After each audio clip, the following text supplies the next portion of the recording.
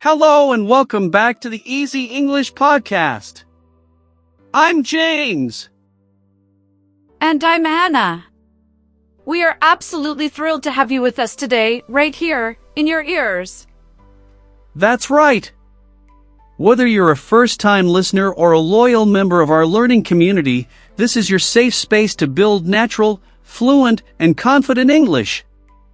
Exactly. We're not going to talk about boring grammar rules today. Instead, we're going to time travel. Or, more accurately, we're going to learn to master time in English. I love how that sounds.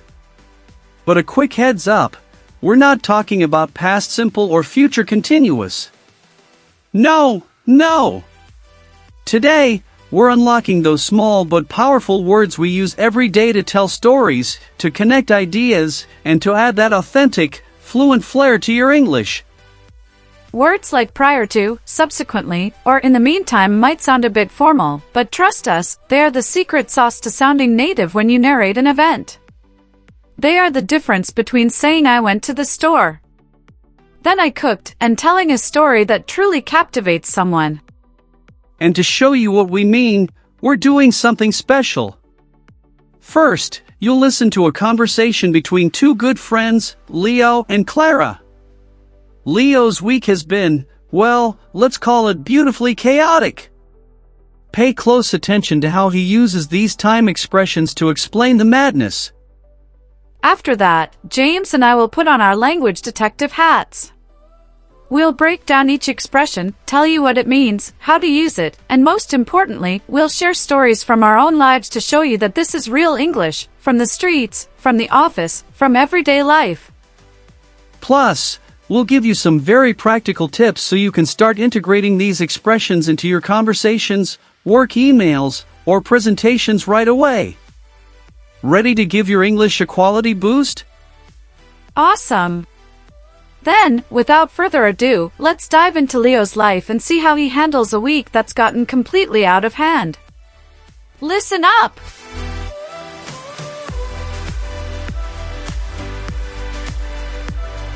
Leo, hey, I was wondering when I'd hear from you. Got your message, everything okay? You sounded a bit stretched thin. Clara, hi. Sorry for the radio silence.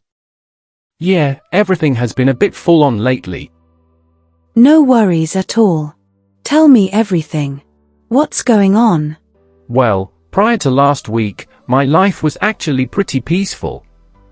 You know, the usual, working on my reports, supporting my team. Nothing too dramatic. But then, out of the blue, my manager had a family emergency and had to leave the country. And just like that, I'm the one leading the entire project. Wow, that's huge. So, they just handed you the reins, just like that? Pretty much. I had zero time to mentally prepare.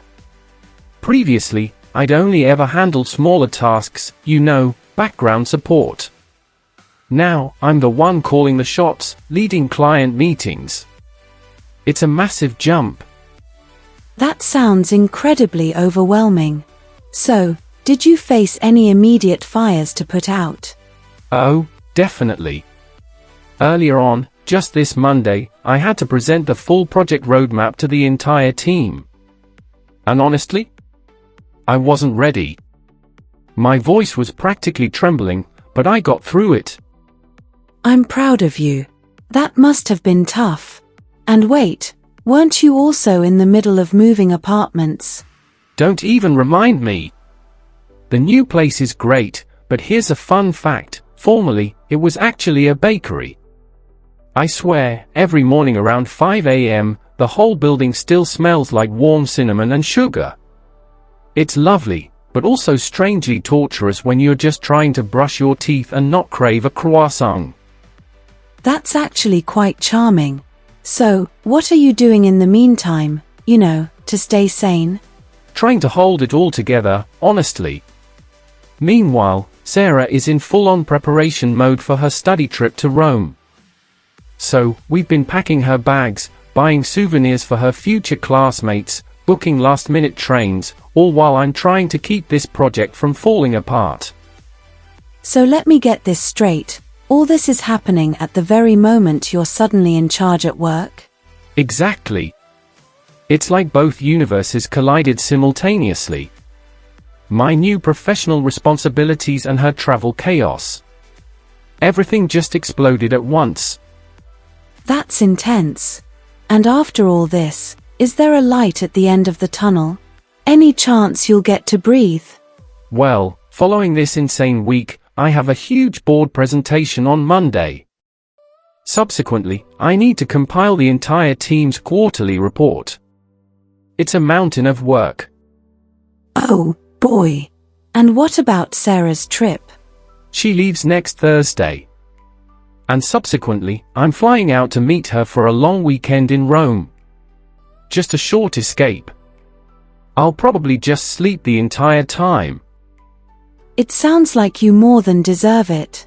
Okay, I'll let you go. But call me after the presentation. I want all the details. I will. Thanks, Clara. Talk soon.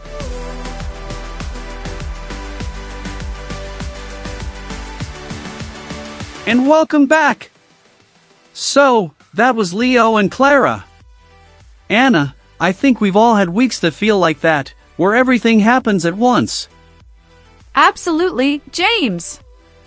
And did you notice how Leo used those specific time expressions to guide Clara through his story? He didn't just list events, he connected them, and that's what made his story so clear and engaging.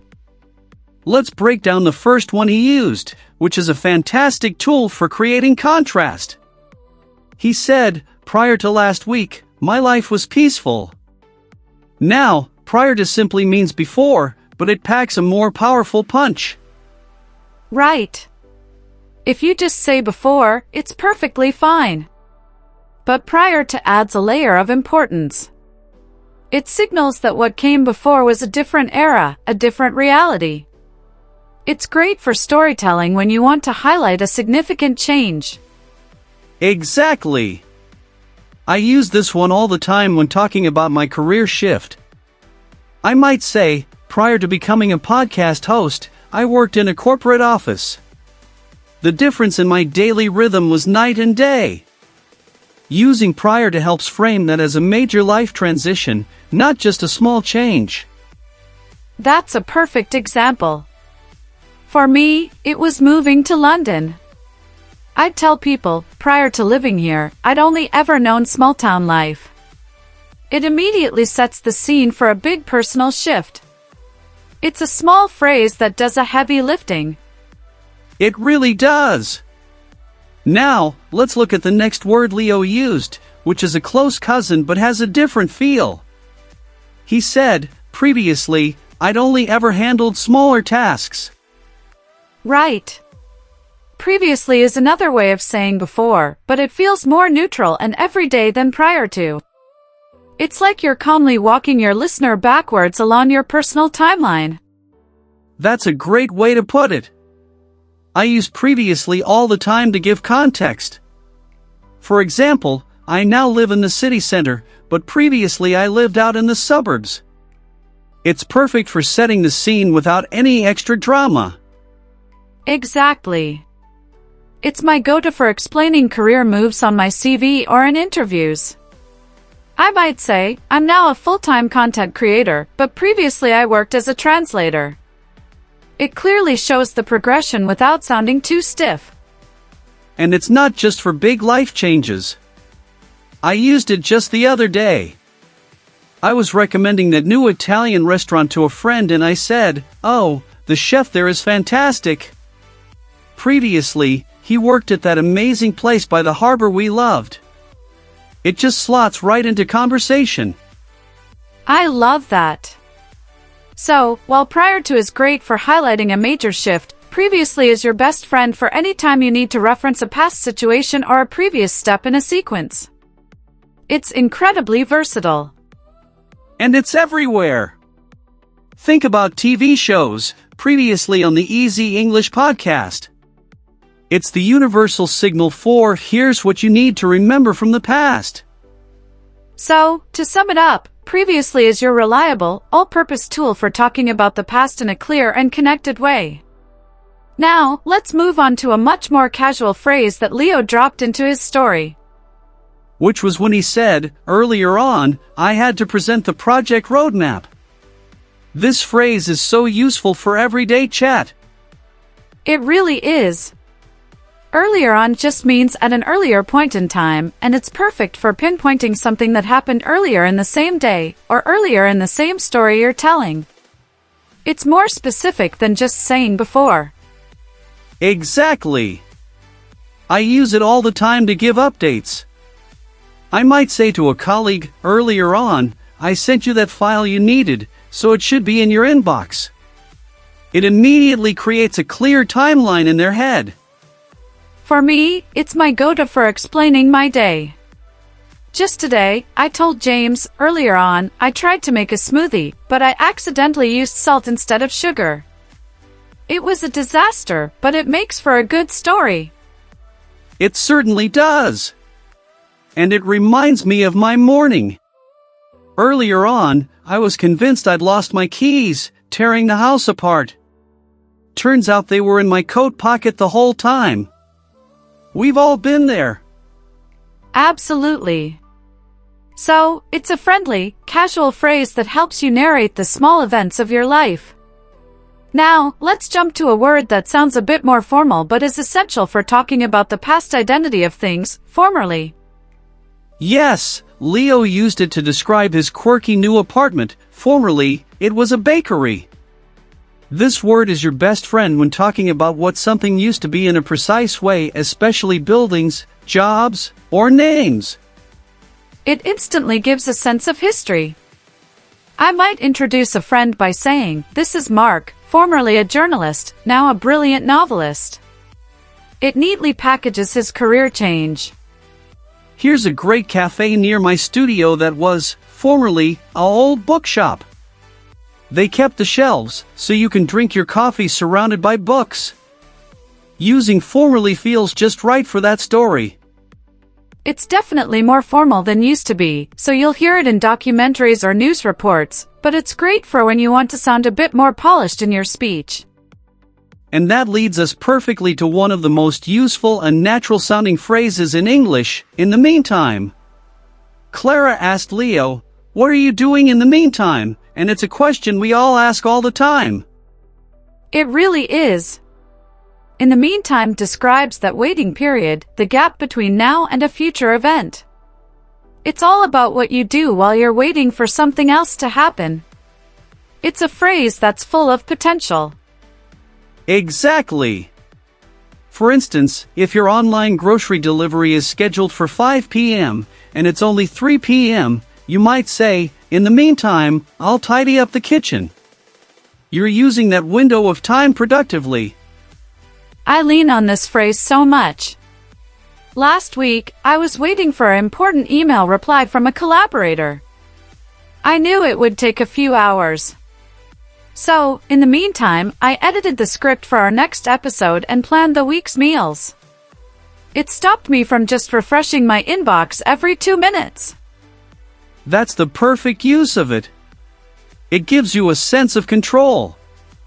Now, this brings us to a word that describes the exact opposite of waiting, when everything happens at once. Leo said it felt like his work and home life exploded simultaneously. Simultaneously is a powerful word that means at the exact same time.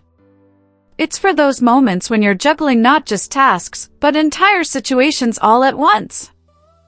I recall a classic James moment. I was simultaneously trying to record a voiceover, watch my pasta sauce so it didn't burn, and answer a call from my mom. Let's just say the recording had some very interesting background noises that day. I can imagine. For me, it's often during the school run. I'm simultaneously navigating traffic, listening to my daughter talk about her day, and mentally planning the dinner I still need to buy ingredients for. It's chaos, but simultaneously captures that feeling perfectly. It's a bit more formal than saying at the same time, but it's incredibly precise. You will hear it in business. The company launched 2 new products simultaneously. It conveys efficiency and, sometimes, beautiful chaos. And with that, we have just one more key expression to unpack from Leo's story, which perfectly sets the stage for what happens next. And that final key word is subsequently. Leo used it to outline the daunting chain of events ahead, saying, subsequently, I need to compile the team's quarterly report. Subsequently is a wonderfully clear way to say after that or next in a sequence. It's a word that creates a timeline, showing a direct consequence or the next logical step in a process. While it's more formal, it's incredibly common in written and spoken English when you want to sound organized. It's all about consequence and order. For example, in a meeting, you might hear, we will finalize the design this week. Subsequently, the engineering team will begin their prototype. It neatly links the 2 actions. I find myself using it all the time when I'm explaining my workflow. I might say, I'll finish recording this episode.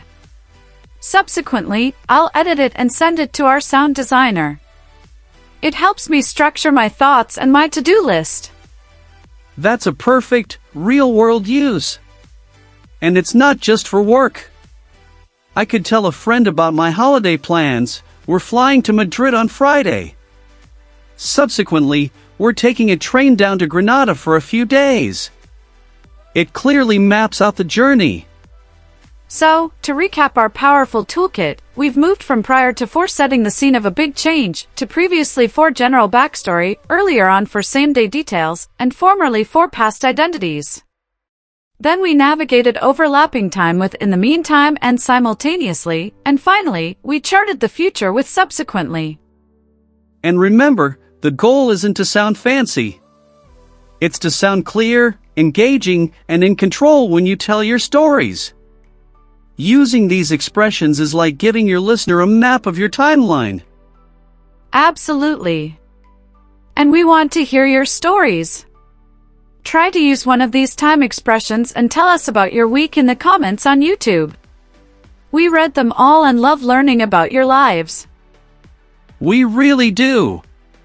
Sharing your stories is a fantastic way to practice and connect with our amazing community of learners. You are not alone on this journey, and every time you write a comment or try a new phrase, you're taking a powerful step forward. It's all about building that habit, little by little. And if you found this deep dive into time expressions helpful, the single best way to support our mission and ensure you don't miss our next episode is to hit that subscribe button on YouTube or your favorite podcast app. It truly makes a world of difference to us. Absolutely. By subscribing, you're sending a direct signal to the algorithm that says, hey, I value this content. Give me more, and it will magically deliver our future episodes right to you. It's the easiest way to build a consistent learning habit and keep your English moving forward every week. And while you're at it, if you're feeling extra supportive, leaving us a rating and a review on Apple Podcasts or Spotify helps other learners just like you to find our little community. It's like giving us a virtual high five. We read them all, and they genuinely fuel our passion for creating these lessons. Remember, fluency isn't about knowing every single word or having perfect grammar. It's about being clear, confident, and able to connect with other people. Exactly. And using these little connecting words, these time expressions, is a huge leap towards that goal. They help you structure your thoughts and tell your story the way you experience it. So, your challenge for this week is to pick just one, maybe earlier on or in the meantime, and try to use it genuinely in a conversation, or even just write a sentence in the comments. We believe in you. The fact that you're here, listening until the very end, shows your dedication. Thank you so much for spending your valuable time with us today. We're incredibly grateful to be a part of your English learning story. Take care of yourself, keep practicing with kindness and patience, and we cannot wait to see you in the next episode of the Easy English Podcast. Happy learning! Happy learning, everyone! Bye for now!